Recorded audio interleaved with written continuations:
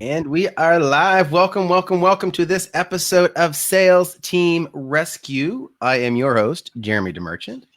And today I have got a special guest with me. Now, normally, yes, it's that guy. Normally, we are talking about sales teams. And normally in the traditional sense of sales teams, as in build out this huge sales force and have them go out and do your sales for you. But one of the areas that we often overlook when we talk about sales teams is when you're building an organization where everybody is self-employed or working for themselves. And so our next guest, or today's guest, specializes in this area. So I want to introduce you to Jason Petrunik. He is a former major market radio announcer who, after 17 years, stepped away from the microphone and walked into the world of multi-level marketing. That's good. You like that? Jason quickly became one of the company's global leaders of customer acquisition and went on to grow one of the largest teams in North America. And Jason now runs showcase trade shows and dabbles in real estate, has a small dog sitting company, is the host of the Launchpad podcast, and is in the process of writing his first personal development book. Jason, thank you so much for being here. Well, thank you very much for having me, Jeremy. I'm going to apologize in advance in case the dogs kind of go, ape shit. Can I say that? I just did. You just did. I did. And I know the caliber of guests that you've had on this show have been incredibly high, which speaks a lot about you. And also to let people know about Jeremy's book. If you have not picked it up, you should. It's a good read. I'm into it a couple of chapters already.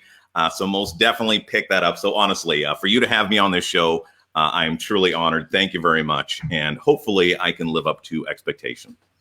Well, we set the bar pretty high, but I'm sure you'll do just fine. I'll do my best. So now it's interesting, Jason. So you and I met about a year ago, and it was, a mutual friend of ours invited me out. I was new to the city, and he said, "Come on out. There's this local event." And I went, "Oh, all right, fine." It was an excuse to get out of the house because when I first moved to Ottawa, I was kind of turning into a hermit for the first few weeks. But one thing I noticed about you is that people gravitated towards you. And there was this level of leadership, this level of confidence that to me just showed like you were one of the guys that people just wanted to be around. And I saw just that day that it allowed you to build this organization through a network marketing organization. And to, even now, people are following you. People look to you as a leader, whether it's in this organization, whether it's in networking groups that we're both a part of. And so I wanted to bring you on because one of the key pieces in developing a business, of course, is generating those sales and having those people go out and convert. But we run into situations where in like community groups, people are all volunteer. And for network marketing, well, this is rarely, or network marketing, multi-level marketing, this is rarely someone's primary source of income. So often bringing them along and encouraging them, inspiring them, pushing them, shoving them, whatever it might be, to do what's necessary for them to see the benefits to themselves in growing their own business can be really tough. Yeah, well, you nailed it right on the head. It's a volunteer army. And I think what that does in regards to the sales process, because it's very much the same, it just speeds it up. Like I found when getting back into traditional business, I would talk to people about what they were looking for in their business, so on and so forth. And then when we were done the meeting and we've all taken our notes, someone would say, "Yeah, can you send that to me?" I'm like, "What do you mean? What do you mean send that to you?" Like, I thought we had that conversation right now with a volunteer army. People are moving at a different pace. So there's still an 80-20 rule, right? 80% of people are just going to be fluffy and this and that, want to get together for the events, etc. And then there's going to be the 20% of people that are going to move, that are going to grow, that want to evolve and help expand their business, maybe turn this into an extra couple of $1,000s a month, maybe have aspirations to go on to be six-figure income earners. But of course, that comes with work. So you still have to be that person that people know, likes, and trust, right? Because especially when you're dealing with MLM, and I'm just going to identify the elephant in the room, that there's a stigma that's attached to it. And just like any other type of sales, there's sleazy salespeople, and there's people in the MLM world that are sleazy too. The best thing about network marketing is that anyone can do it. And the worst thing about network marketing is that anybody can do it. Well, and let's just talk about that really quick, because I walked into a room once and somebody said, I hate network marketing, and I lost it. I'm normally pretty calm, and I'm a fan of many, many different business models, and of course, every business model has their pros and their cons, like you mentioned. But network marketing is not bad. One of the biggest challenges that I've seen, and I've been involved with multiple different network marketing companies. I'm not currently involved with one right now, but I found the problem is that when people oversell it, and it's whether, it just happens to happen frequently in network marketing. It's, you can become a millionaire, you can, pay off your house. But when I've heard you speak about it, it's, if you want to make a couple $100 a month, I can show you how that can happen.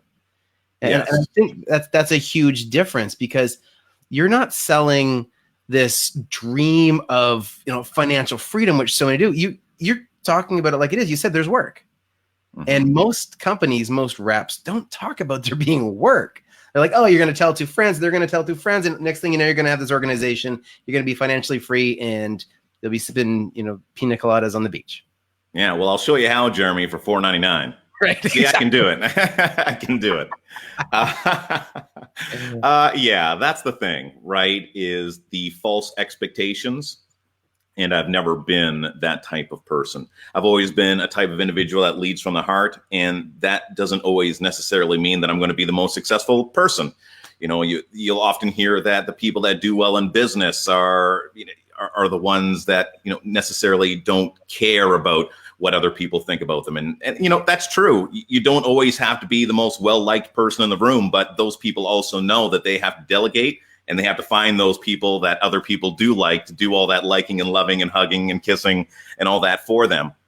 I would always tell people when it came to MLM, if you're looking to make a couple extra $100 a month, straight up, I don't think there's anything better that you can do than go out there and find a passion. It doesn't have to be something that I'm involved in. If it's about weight loss, do that. If it's about experiences, do that. If you like nails, do that. If you like Scentsy, do that. Whatever it might be, find something that you gravitate towards. And just share it genuinely. And if you're sharing something genuinely, there's absolutely nothing wrong with that. We do it all the time. Unfortunately, it's just for big corporations that don't really care too much about us. No one has a problem saying, hey, go to Costco and steaks are on sale. But Costco, that's a huge MLM.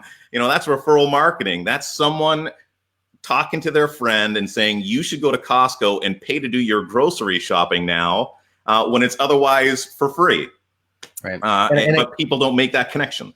Yeah. And I think one of the big, myths, I guess, to dispel is network marketing is simply when an organization decides to take what would normally be their marketing budget, and instead of putting ads all over the place, they want to distribute it throughout the organization and promote each individual person in sharing, referring their friends, family, colleagues, whatever, to the group. Right. And so many companies have referral programs that have some similarities to network marketing. The financial business, the real estate business, some of the real estate business, they all have a brokerage structure where the person that's leading the office gets an override on, the real estate agents or, financial advisors, whatever they sell, even in sales, right? Sales managers typically, if their compensation is designed properly, have some kind of incentive when their team does well. Absolutely. Right? So this is a very standard model, but what's happened is we've put this nasty little, I don't even call it a ribbon, this wrapper around this. Oh, it's this kind of business where somebody decided to not put money into billboards and TV ads and just give it to people. And I'm not sure why that concept is so negative, but well, it's also really interesting too, though, how you mentioned in regards to it's not people's first gig, right? It's something that people do on the side. So I really find it odd. And I guess that's why, in regards to the type of person that generally you look to lead would be an influencer, right? Because they can kind of override that negative stigma that might be there. I personally haven't gotten a whole bunch of it. I find the more green you are in the business when you're starting out, which is why it's so important to have a mentor, is that some people's circles are not as warm to the whole idea.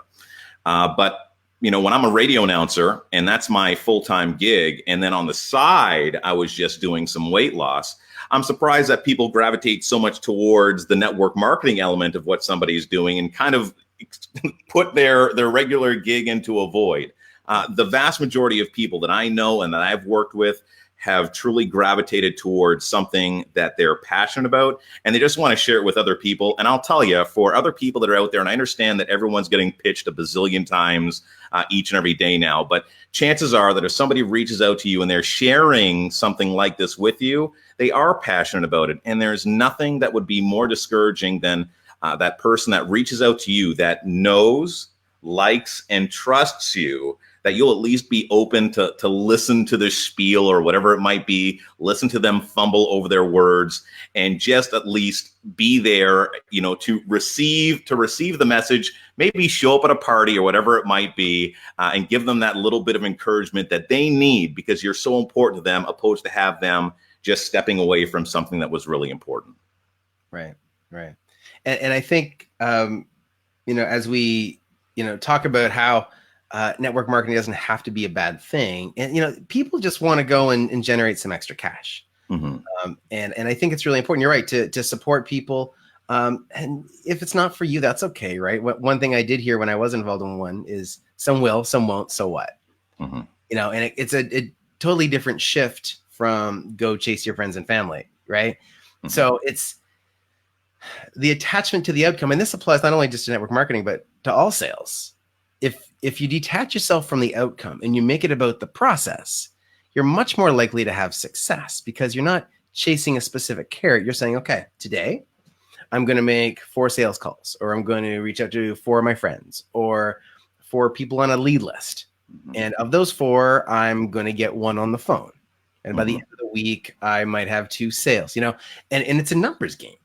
And I don't know, and I'm going to harp on this probably too much, but it just bothers me that network marketing gets a bad rap because it's only because there's been so many people pitch it poorly to people that suddenly this structure that works in many, many other spots in our regular everyday life is suddenly become a disgruntled industry. Sure. And a great, parallel to that would be, you go to a garage that's reputable and there is somebody new, that's working there like an apprentice, and the apprentice just happens to get you a car, makes a mistake, and now people blame the garage for that. Now, yes, they have to take accountability, but it was somebody new that was working on the car. Mistakes happen. Network marketing, there's a lot of people that are brand new. And brand new people are going to make mistakes. And when you make mistakes, that's when you learn. And that's when you grow, right? You have to make mistakes if you want to get better. And I would even argue, the personal development that everyone's into right now, that everyone holds dear to their heart. Can I do it like that? Yeah, one of those. I would argue that network marketing is responsible for that movement. It's not to say that, personal development and the Jim Rohns and the Tony Robbins and people like that weren't around before, but what brought it to the masses? And that would be MLM, where you have tens of thousands, hundreds of thousands, millions, now countless tens of millions of people all over the world, where personal development plays a very strong role in the network marketing realm. Well, and I think I kind of had that epiphany when I was actually being interviewed on your podcast, Launchpad podcast. Yeah. I realized that the first time I was introduced to anybody like that, it was a network marketing. And I was going on this to this event that was all going to be, about, energy, motivation, strategy, like the tactical stuff as well. But one of the big pieces is like people handing you a CD back in those days, handing you a CD and saying, listen to this. Yeah. And it makes you think differently. And now, I mean, I know you as well, consider Jim Rohn to be a mentor. And that's like, for a longest time, I had Jim Rohn's picture up on my wall. Yeah, that's scary. Like, just tell me it wasn't in the bedroom. But for those of you that don't know, Jim Rohn was the person that gave Tony Robbins his first job in personal development, right? Like he was Tony Robbins' mentor. But Jim Rohn got to start network marketing. Yeah. And you were just starting to quote Jim Rohn in regards to the law of averages. That's one of my favorite pieces by Jim Rohn.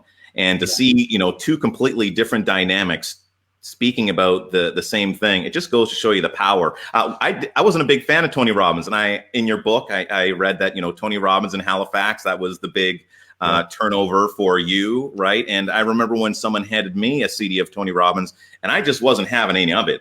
Like his voice was too strong. I didn't even know he swore in the beginning. On his CDs, it doesn't swear. It was only when I started seeing his live stuff, and he was like, what is going on? I think I fucking like this guy. Yeah. Gary Vaynerchuk, he's a little bit later, in the game, but Jim Rohn, like these guys, the originals. And I don't know if you bring your personal life into this at all in regards to your podcast. But your lady friend, you were saying how you found the right one when your lady friend is quoting Jim Rohn, like that to you would be telling you like you're the most handsome man in the world. It was just personal development for people that have not found it, and I'm going to guess that most people that are listening to this podcast right now they have.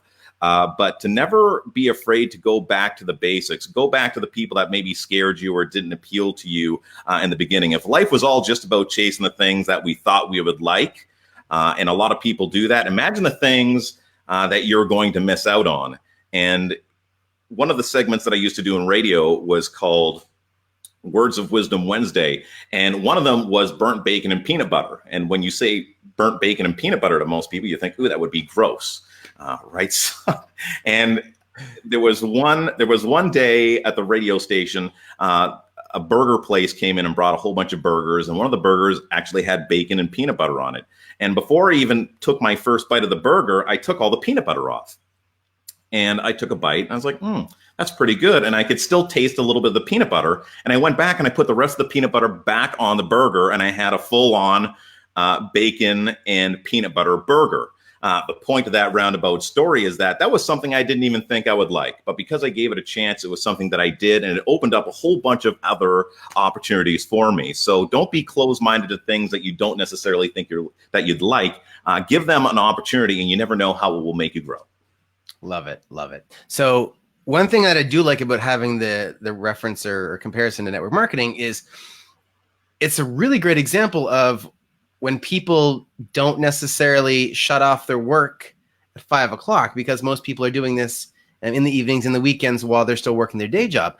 So in that scenario, first of all, give me some tips on how you can create this volunteer army and have them actually produce results, because and it applies to any sales team, right? Volunteers are a little tougher even, but commission reps, it's all kind of in alignment here. Tell me what your experience is there. That's a really interesting question, because often when people get started, it's just kind of you throw everything up against the wall and you see what sticks. I would always suggest that you do look for the influencers, not necessarily people that are too successful. I say usually you hear six-figure income earners and above, things of that nature. But sometimes people are just too busy. Some people are just too hard to train.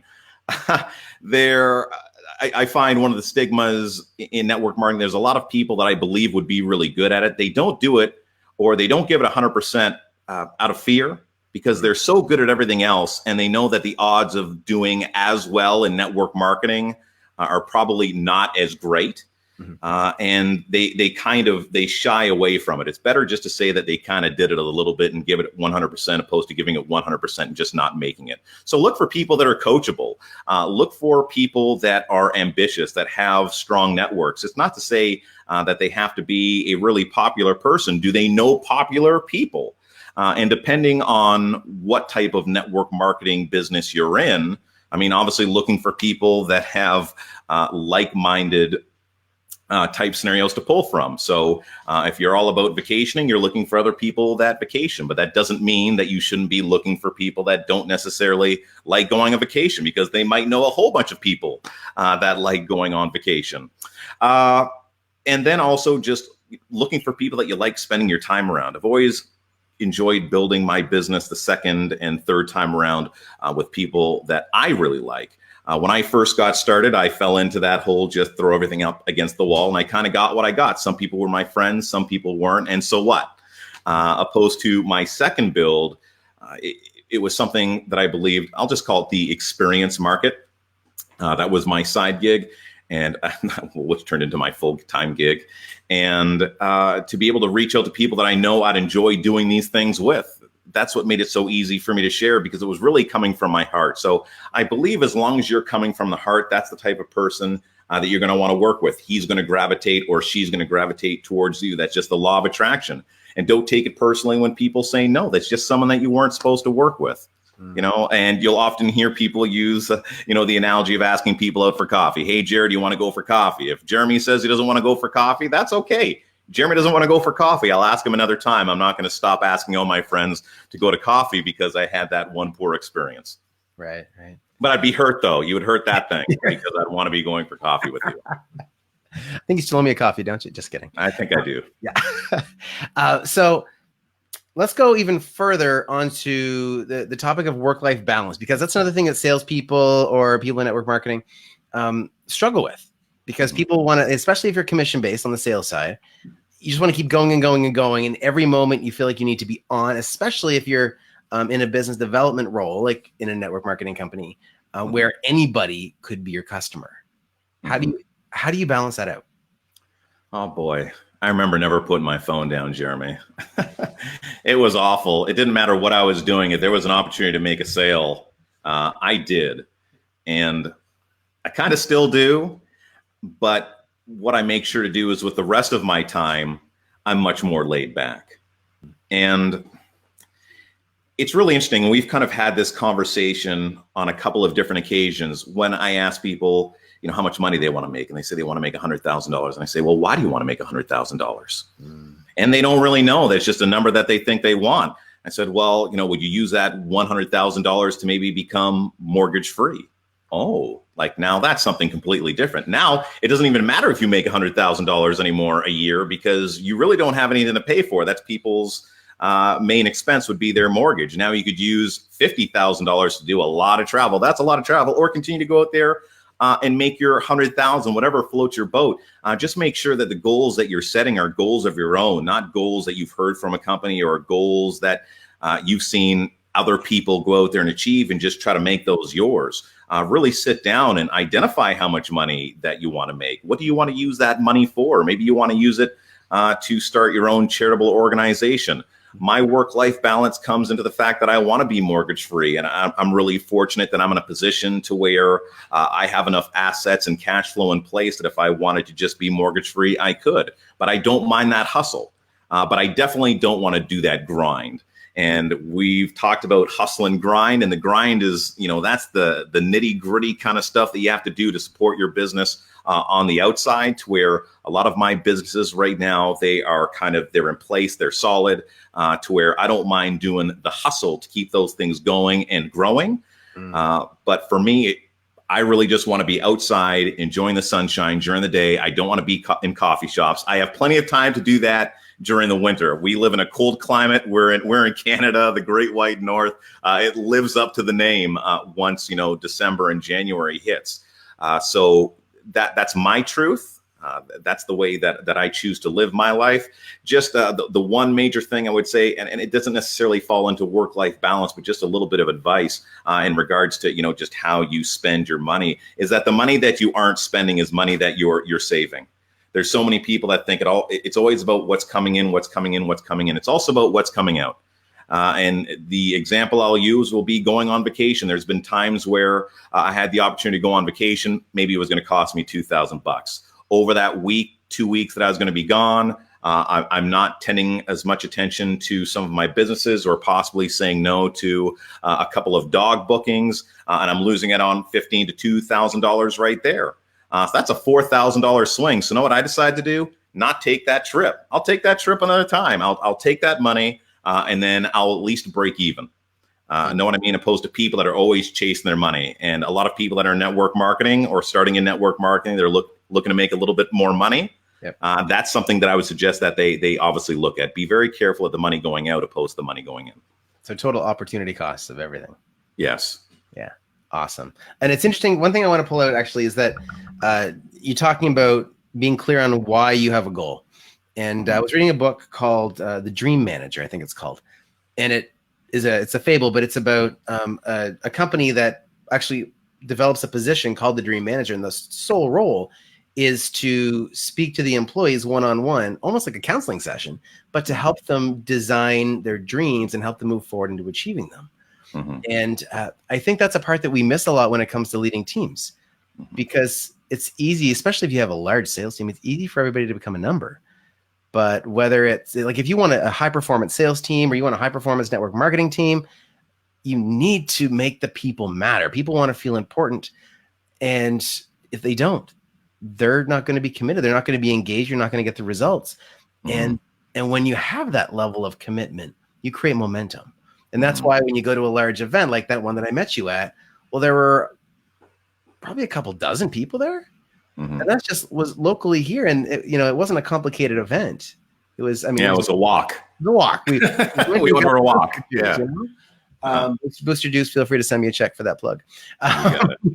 But it doesn't have to be complicated. Just people committed to the goal, committed to helping each other. And the culture is super, super important. So thank you for sharing that. I think that's a big deal. Now I want to dive into the lightning round. Okay. I didn't really warn you about, but no. Anyway. Celebrate and delegate, by the way. Those are the two keys. Celebrate and delegate. Celebrate everybody. It doesn't matter how small the victory. For some people, it was just getting on a team call. And when they got on that team call, I made sure to highlight and say, hey, everyone give a big shout out to Victoria for being on that call. And for the lovey-dovey stuff, like I am very much like a dude to where, there's a lot of females that I have to deal with. Actually, females are generally better at network marketing than males. So I make sure that I have females. I delegate females to do all the female stuff that other women aren't going to want to have a conversation with me about. So on to the lightning round. All right. Okay. Sorry about that, brother. No, it's all good. It's all good. All right. So as we know, coffee's for closers. Yes. What's your favorite kind of coffee or comparable drink? Oh boy. I love my coffee too. You like it black. I wish I could drink it black because I have cream and sugar in mine. So I like it about the color of my skin. That's how I like my coffee. Preferably second cup. Dan right here, Barhaven in Ottawa. He's a super dude. Just actually opened up a new store in Canada. Super plugs. What's going on? I need free coffee for life. There we go. Right. Awesome. Right? I don't want that money going out. I want that money coming in. There you go. Exactly. What's the number one book or movie that you would recommend to sales reps, or I guess team members in your case, when they come on board? Movies that say relax and have some fun. Watch Shawshank Redemption if you haven't already. What a great movie. It can't always all be about sales and so on and so forth. I remember when my YouTube was nothing but sales stuff, and I thought, man, give yourself a break sometimes. So I just watched silly stuff. In regards to a book, and we're going to get serious about this, How to Win Friends and Influence People. If you have not read this book, I don't even know. You need to talk to your mentor after you've bought that book and then slap them across the face with it, because that's a book that is a must read. Like this book was written as a guideline on how people should interact with one another. I absolutely adore it. Carnegie is a genius. And the fact that he wrote it so long ago and it's still applicable today really speaks to its truth. And I think I've even got an updated version that's added in like the technology and social media into it as well. So yes, but the core concepts still remain the same still so many years later. Awesome. So who's someone you've considered to be a mentor in your life? Oh God, so many. My mother. My mother would be my first mentor and someone that continues to mentor me today. My personal development book is about her or revolves around her. So she passed away a couple of years ago. And then second to that, you know what? There'll be a gentleman named John Martin. I'd have to give him some love. And then actually, Rob Hamilton. It's been so long since we've worked together. I met him in a company called Vi many years ago, and he was one of these heart on your sleeves type individuals, and he was just the right person that came to me at the right time, that just was really genuine family guy, came from the high tech sector. You wouldn't think he'd be so good with people like he was, and he taught me what I believe to be one of the most important rules when it comes to sales and just being a good person, which is taking the time to listen to what other people have to say. Love it. So here's my most fun question. What's the strangest thing that you do in your daily routine to stay on your game? Oh my God. The strangest thing that I do to stay on my game. Mm-hmm. Wow, that's a good one. I don't know if there's anything really strange that I do. Maybe I talk to myself a little bit, so, Tony Robbins would call that priming, right? That I would prime myself. I don't do it in any weird fashion other than I'm naked and usually outdoors on my balcony. Is that strange? I've seen your balcony and it's not enclosed. So. Okay, well, maybe that's strange to some, right? It's a matter of perspective. All right. So naked priming. Gotcha. That's the note we're going to end on. All right. So, oh, Jason, really? Please ask me one more question. Oh my all God. right. No, All right. that's All fine. right. You can end on that. It's all good. So, so I want to know, I want to share with people where they can learn more about. I think I froze there. Okay. Your book's in progress. We've got the Launchpad podcast, which they can find more about. And of course, you're just kind of everywhere in the city of Ottawa. Yeah. Well, you know what? I have a website in regards to our showcases. So there's Showcase in Armpire and there's Showcase in Pembroke, and those happen every spring and summer. So we're looking forward to 2020. So if you want to find out more about that, showcase in petawawa.ca. We do over 150 vendors.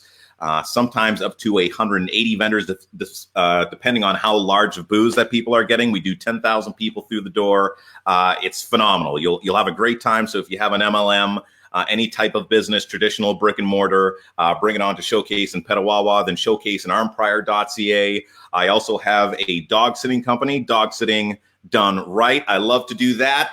There's a whole bunch of dogs right here that have been incredibly well behaved. You can also find me on Facebook at JMan is Alive, Jason Petrunik Pet Run IK. Of course, you've seen it along the bottom the whole time. And I'm sure my forehead's been banging that banner at the top. And God, there's so many other things, but I'll leave it at that. And my personal development book that I'm working on right now is called Lessons from the Fourth Grade. My mother was a career fourth grade teacher, and it's going to deal on obviously personal development. There's going to be some legacy in there in regards to my mother because she was an absolutely beautiful person and left a impact on everyone that she met. And then also it's going to deal with the fact that she passed away from cancer. So, anyone that has been touched by cancer, which has been everyone, anyone that has a parent, a mother, etc., this book is for you. And I hope that it finds you well. Well, and Jason, I appreciate you giving me a chance to have a little sneak preview of the book as well. And from what I read and heard, beautiful start. So I look forward to having it be completed. And thank you so much for being our guest on episode 8. Can't believe we've been at this for 8 weeks now. But thank you. And thank you, the watcher and listener, for being a part of this. This has been Sales Team Rescue. This is Jason Petrunik, our guest today. And I'm your host, Jeremy DeMerchant. We will see you next week, Wednesday, 2 p.m. Eastern. Thank you for a shameless plug of my book, Put Me in Coach. Thank you, Jason. And soon I will have a book in my hand that will be yours. We'll give it a plug as well.